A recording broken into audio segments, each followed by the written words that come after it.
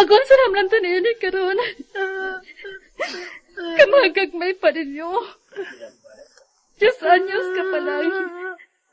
O 10 anyos pang imong bangon. Naunsa man no mo karon girlie nga naghinilakay na minuon mo din Gusto na mo ni ana. Bisag kung sao na to patay naman gyud si Delphin. Naguna-una ka man hidog hilak diha. Naghilak si noon ni si Dong Sander. Dong, dali apo ko. Pahuway una, ha? Nakatug ng imong manghod sa kwarto. Dali, tupad dito, dali, ha? Di na ako biyaan si Mama Lo. Ay, gusto na lagi niya nagali. Kay, musundo og hilak ng imong anak. Di na yun ako malikayan pa. Ang saan naman ako, hindi nga kag may papanig abo mga anak ni Delphin. Mag-istorya lang taana niya ng bahay na sa laing higayon. Humana to mapahimutang sa iyang katapusang pahuwayanan si Delphin.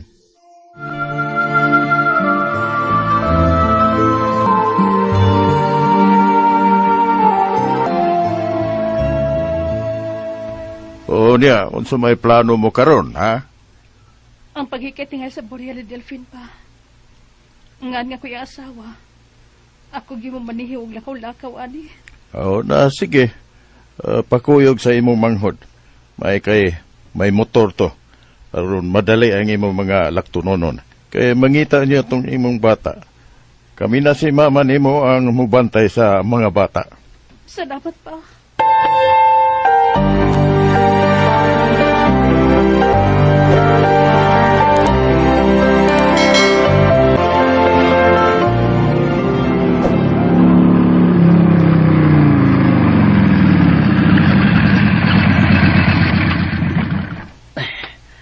Saman, kuyugan po tayo sa suot, Ay, ayan na lang, uy. Ako na lang.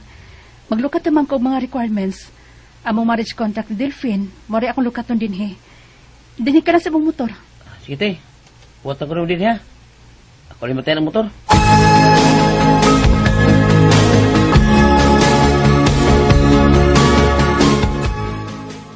Wa man marehistro ning inyong kasal, ma'am. Unsa? Unsa kay wa marehistro? Nga niyam kaya akong kopya sa among marriage contract, sa among marriage certificate. Mga yun ay ko gikan sa NSO nga kopya, ma'am, kay nag-process magutang ko sa Boreal sa kumbana. Maong ni ako rin ninyo din, aron makakotang ko kopya ninyo. Sorry, gid, ma'am. Apan maong wa ni marehistro ang inyong kasal, kay kasado man di ay ni si Sir sa lain. Unsa kasado? Sa laing babae? Yes, ma'am. Ang mo appear nga record niya dire, dili imong pangan ang iyang asawa. Laing pangan sa babae, ma'am. Usa? Ikaduha na di kong asawa ni Delphin?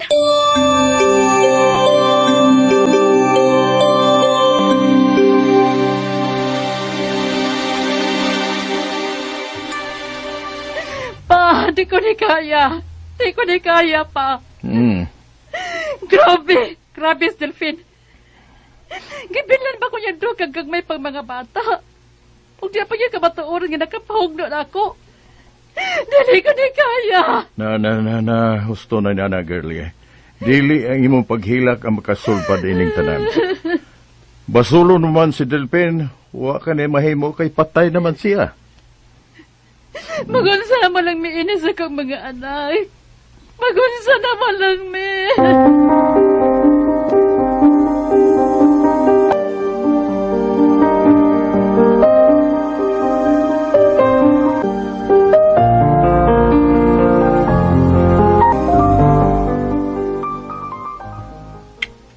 Uyas kung pag-umangkon, Huwag hindi sila madaw-daw ikaw sa namatay lang amahante.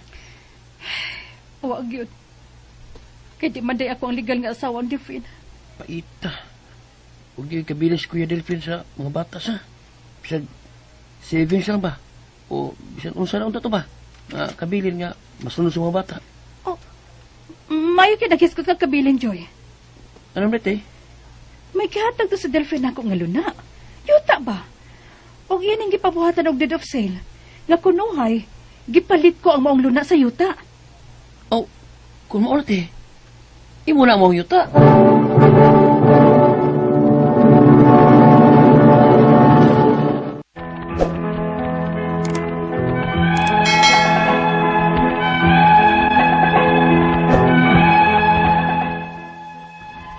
Grade 5 ko sa diyang namatay ang akong papa. Goal kay si mama kay gagmay palagi mi. Misamot ang kag-goal ni mama sa dihang iyang hibawan nga wala marehistro ang kasal nilang papa o mama tungod kay may unang babae nga migawas nga may unang kipakaslan sa akong papa. Apan, nabuhian og dugo si mama sa dihang nahinumdum siya nga may yuta ang gihatag si papa kang mama. Gipabuhatan kini og deed of sale sa akong papa. Nga kunuhay, iyang gibaligya kang mama ang maong yuta. Ugon niya, Oh, di pa gede ka di malas, Girlie. Kato di si Delphin sa buhi pa, nahibaw ng daan sa iyang sitwasyon. Mautingaling naniguro siya sa maong luna nga iyag yung mahatag ni mo. Maulagi pa. Ang gimahayan ko lang yun, Delfino. Kaysa sa pila ka tuig na mong padagipon. Huwag siya gisulti na ako bahid ini. Nga ikaduha na lang di ko niyang asawa. Gusto na ni Ana. Kaya na itong basulang patay na. Kay patay naman to. Di na to makabati pa nimo. Ang importante nga bisan di ay og mautoy ang gibuhat ni Delphin nimo, naghuna-huna pagid ito siya nimo. Pa. Nay, ang maya mong buhaton karon no? Pangitaan ng deed of sale sa yuta nga imong giingon. Nga gihatag ni Delphin nimo. Aron ato nang masusi kung asa mang yutaa. Aron mapahimusla na sa akong mga apo.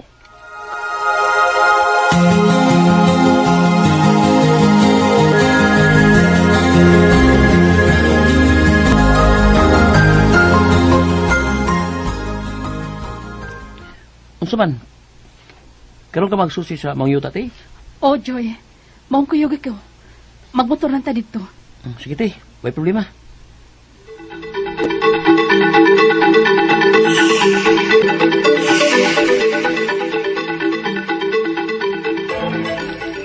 Ano kining address nga itong ipakita, te? Kung base sa itong mga iputan, ha? Mauna kining luna, Nindot o lugar. Hinumdum mo sa doon kong Delfin. Kasi hindi yung ato si Kuya Delfino. Pan, naghuna pa siya nimo. Ibilang ka diya niya og yuta ang kabilin. Kamu tong dito og barangay, no? O nagsusi bahay na ninyo taa sa among mga apuhan? Ha? O sa yuta sa iyong mga apuhan? Pag umangkon kong tuyo, Delphine, apo ko sa tag-iyaan ninyo taa. Og nagpakisayod man ko mo bahin sa yuta sa among pamilya. Base sa deed of sale nga akong gikuptan, miss, ako na ning napalit yuta, May mga papel kong gigunitan, iisip ka matuuran.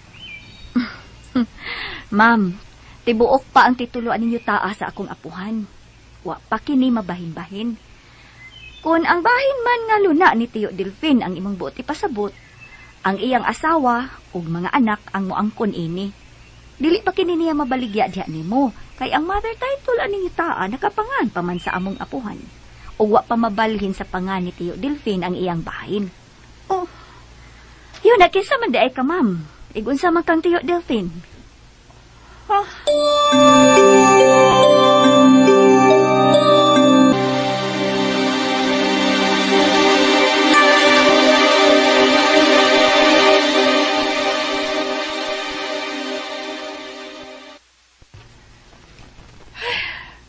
Ma, sige lang gyud mo kakunahuna ni Papa.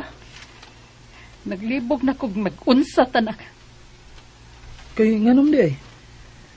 Unsa man din hitabo sa inyong lakaw ni Tiyo Joy, ma? Sander paminaw. Ingon ni ini ang mga nahitabo.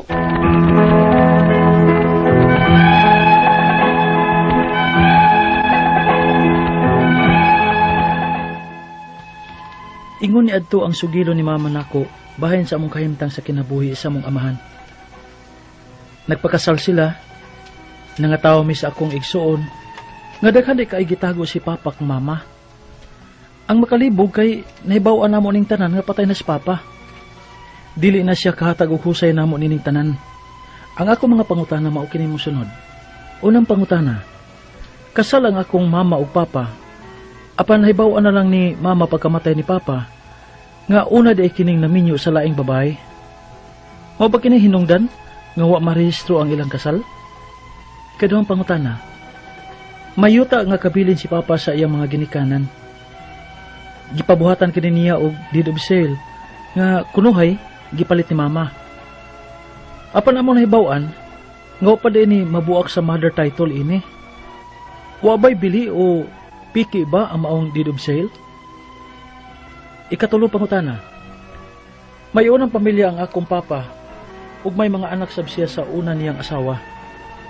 Ang unang pamilya ba ni Papa ang makaangkon ining yutaa bisan may gikuptan pang deed of sale si Mama? Ikaupat o katapusan, pwede ba nga mabalhin na sa pangan sa akong mama kining yutaa base sa deed of sale nga iyang gikuptan? Mga pila masab ka ang gasto kun amo ning lihokon? May daganan pa kami nini? Palihog, tabangi og tambagi ko, kini ang akong suliran, Xander. Maayong adlaw mga sukintig paminaw, kini si Attorney Elaine Bathan ug kauban ng ako ang partner nga si Dr. Rene Obra. Kami lang gyud gihapon ha ang muhatag ninyo og tambag, tubag, solusyon, kalinawan sa inyong mga pangutana, mga problema na may punto medikal, legal, personal, behavioral, mga problema nato sa mga ginadiling droga, kinsay mga naugtas na silang mga kapikas din ha. Of course, ipadana ang inyong suwat sa suliran_612@yahoo.com. Mahimo sad inyong ipadala sa ato ang Facebook account nga kini ang akong suliran official writers page. Pwede sad atong ipadala sa 3rd floor Jose R. Martinez Building, Osmeña Boulevard, Cebu City. Letter sender karong adlaw taga Cagayan de Oro City ug ipadani niya sa kini ang akong suliran official writers page. Ato siyang tawgon nga sa pangalan nga si Sander. Bata pa man ni si Sander pero nisuwat ni siya kabahin sa iyahang mama. Duha sila kabuok man nag-igsuon. Siya 17, iyahang manghud si Ayan 10. Namatay ang iyahang mama katong pag grade 5 pa niya. Pero nahibaw-an sa iyahang mama nga wa marehistro ang ilahang kasal. Kay kasal man ang iyahang papa sa permirong asawa. Adunay kabilin ang iyahang papa nga yuta. Apan gihimuan kini niya deed of sale nga gipalit ni sa iyahang mama ngadto niya. Unya naasilinayi ni claim anang maong yuta nga miingon nga apo sila sa mother title, tag-iya sa mother title sa yuta. Wa pa kini mabahin sa pangalan sa iyahang papa ug nabaligya kunuhay niya ngadto sa iyahang mama. So, una niyang pangutana, kasal ang iyahang mamagpapa apan nahibaw-an na lang niya pagkamatay sa iyahang papa nga minyo di ay sa laing babay. No, ang iyahang papa na ay prior marriage. Mao ba kini ang hinungdan nga wa marehistro ang ilahang kasal? Yes, kay di gyud pwede makasal. Kay kung makasal ka, di ba kung kaslon ang usa ka tawo sa mga naminyo nga naminaw karon unsa may usa sa mga requirements. Di ba kanang dokumento gikan sa PSA nga gitawag og CINOMAR, Certificate of No Marriage, mao man na ang inyong gikinahanglan nga kuhaon gikan sa inyong record sa NSO or sa PSA. Kay kausara man gud ta pwede maminyo unless mabiyuda ta, kay namatay na ato ang kapikas or na analta, then daha pwede ka maminyo og balik. Pero kung naay existing marriage, then dili gyud pwede makasal. So di gyud to pwede marehistro. Kay kinyo tong giparehistro na samot makat magkihaan og bigami. Ikaduhang pangutana, may yuta nga kabilin si Papa sa iyang mga ginikanan. Gipabuhatan kini og deed of sale nga kunuhay gipalit ni Mama. Apan among nahibaw-an nga wala pa day ni mabuak sa mother title. Wala ba'y bili o peke ba ang maong deed of sale? Dili ko makaingon nga piki because that is the only way nga mapunta sa imuhang mama ang maong yuta kay di man siya iridero. Kay wa man sila na rehistro sa ilahang kasal. So dili siya wife and there is that danger nga ang katong legal wife mao'y manunod. So the fact nga gibaligya and granting lang kay wa man jud ko nakakita sa dokumento kay wa man gipadalag apil no wa man naka-attach. wa man na picturean, no, para matanaw ta to nako. Basta sakto ang deed of sale ug notaryado ang deed of sale, valid gyud to. Ang importante lang nga nabayran pud nato ang capital gains tax, ang buhis, kay para mabalhin na ang katong bahin sa imuhang papa nga gibaligya ngadto sa imuhang mama. Ikatulong pangutana, may unang pamilya ang akong papa ug may mga anak sad siya sa unang asawa.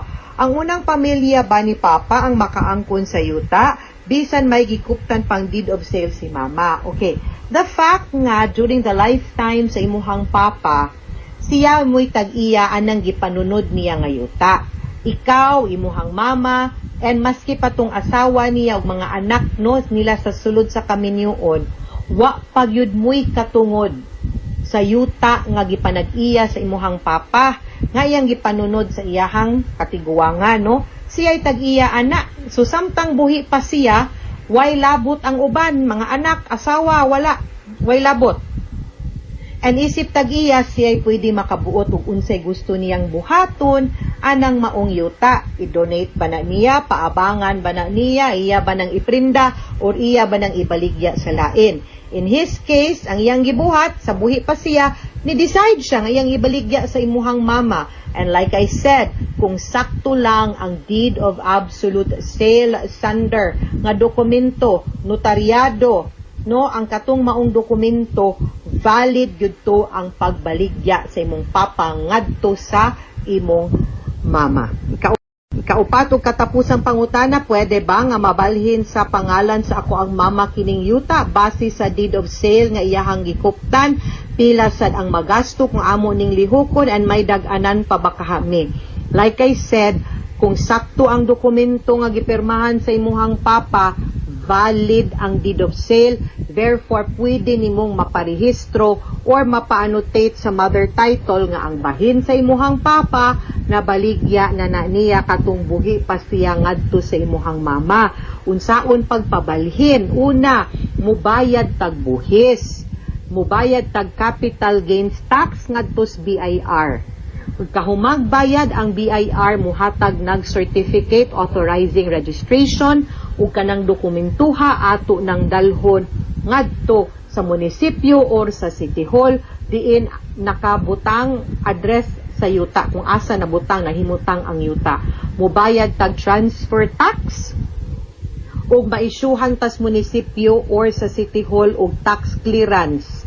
Unya kanang tax clearance ug katong sa BIR dalho na ninyo sa Register of Deeds aron kung di man gani pa mabalhin, at least ma-annotated na og mabalhin og ganap nagyong tag-iya ang imong mama anang maong yuta. Ang ako alang tungod wa sad ko kasuhito kung unsa nakadugaya sukad namatay ang inyuhang papa Sander, so posible nga atong panahon nga gibaligya to ug sa time nga mobayad tagbuhis base na amoy bayran nga penalty comprising of interest og penalty og interest, no, sa capital gains tax. But at least makibaw lang gyud mo nga ma-compute nimo para makibaw mo pila po inyong bayranan para mabalhin sa inyo ang yuta. Mga sukintig paminaw, hinawot unta nga naamoy nakutlo na pagtulunan karong adlaw kini si Attorney Elaine Bathan. Daghan kayong salamat sa inyong pagpaminaw sa atong tulumanon. Hangtod sa sunod nga sugilanon, dinhi gapon sa tuang programa kini ang akong suliran.